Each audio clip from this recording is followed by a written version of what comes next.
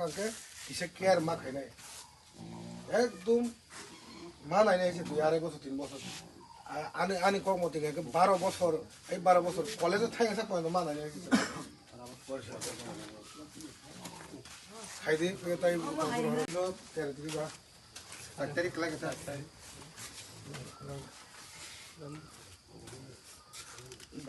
আর ও